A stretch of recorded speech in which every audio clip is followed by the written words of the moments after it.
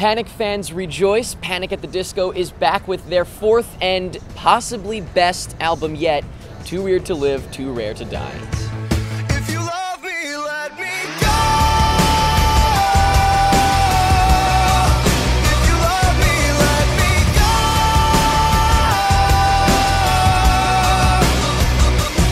'Cause these words are knives and often leave scars. The fear of falling apart. Truth be told, I never was yours. The fear of falling apart. Now don't go crazy, I know you're probably thinking, best album. What about A Fever You Can't Sweat Out? Nothing will ever beat that. I agree and disagree because here's the thing. I've thought about it and I've listened to A Fever You Can't Sweat Out plenty of times since listening to Too Weird to Live, Too Rare to Die, just in curious comparison. Obviously, a lot of people compare to the first album because they think that was the best one. And I love it. I love it a lot. I love that album. I thought Pretty Odd was pretty good, no pun intended. I loved Vices and Virtues, and now we've got Too Weird to Live, Too Rare to Die, and so, of course, naturally, it will be compared to what most people think is the best. I was in a totally different place. I was younger when that album came out, A Fever You Can't Sweat Out. So were you, and so was the band. It's just very different. Are they worth comparing? I'm not sure. But what I do know for sure is that this album, Too Weird to Live, Too Rare to Die, from the moment that they started streaming it on YouTube a few weeks ago to right now, I've been listening to it nonstop from start to finish. It's awesome. I love it. I absolutely am head over heels in love with it, and so that's what matters to me. I really think that this album is interesting because Vices and Virtues, I would say, obviously, is the one to compare it to, if any, because it's the first album they had since the departure of Ryan Ross and John Walker. So those comparisons make more sense to me, and I would say this one is considerably darker, or it feels darker. It's not necessarily dark, but Vices and Virtues felt very sort of light and happy, and this one doesn't feel necessarily the opposite of that, but I don't know, something about it. Maybe it's the fact that it kind of feels like a bit of an 80s sort of thing, this like kind of dark synthesizer feeling, or just the fact that it really has that vibe of Vegas, which is obviously evidenced by the title, Too Weird to Live, Too Rare to Die. They're from Vegas. It is supposed to be Vegas-ish, and it feels like that, but in a kind of seedy, underground Vegas way, if that makes sense, and I love it. Oddly enough, as I get into my favorites, although it's going to be difficult because I really love the whole album, the one that I would say is my least favorite on the whole album is Miss Jackson. It feels like it's on a different album. It doesn't feel the same as the other songs, in my opinion. Not that I'm saying it's a bad song or anything. I like it, but definitely not the best on this album, which is weird because it was their first single. Now, the second single, This Is Gospel, the first song on the album, I'm going to start going in order from here.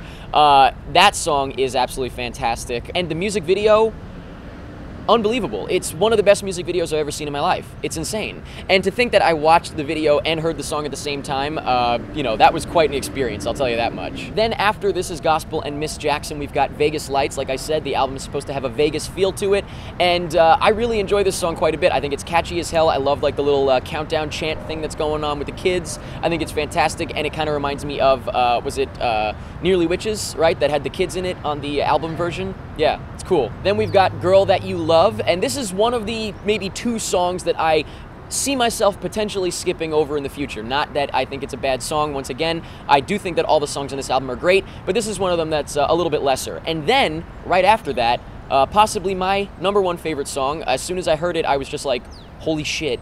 Nicotine, are you kidding me? That beat is infectious as hell. It's sexy as hell, makes me want to dance. I love it. Also, I love the fact that the entire song is nothing but smoking puns.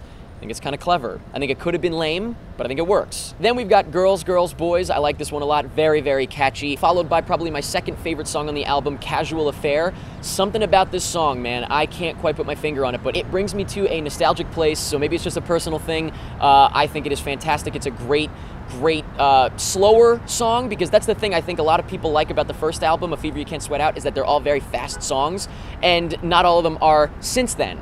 But this is one where it's right up there with one of the best Panic songs, and it is not fast-paced, it is not crazy, frantic, hypersexual, nothing like that, but I love it. Then we've got the other song that I think I could see myself skipping in the future. Again, still like it, Far Too Young to Die, nothing wrong with it, but it is not one of my favorites on the album. But next is Colorful, and I really like that one. And finally, the end of all things, This song is fantastic, and I really hope that they'll release not an acoustic version of it, but I guess a stripped down version, because I know it's very stripped down to begin with, but it's very processed and digitized and stuff, and that's the point. It's supposed to have effects on it, but I would love to just hear a version of it with piano, vocals, and that's it.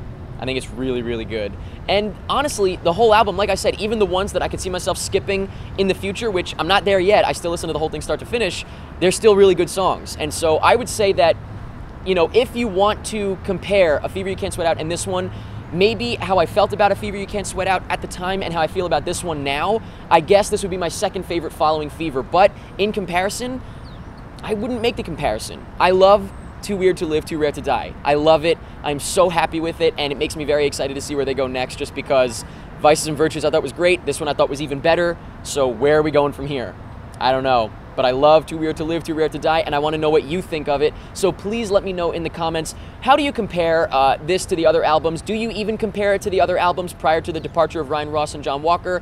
How do you feel, I think, a more reasonable comparison about this versus Vices and Virtues? Let me know what your favorite song is. Let me know what you think of the music videos. Let me know anything that you want about Panic at the Disco's Too Weird to Live, Too Rare to Die. That's pretty much it.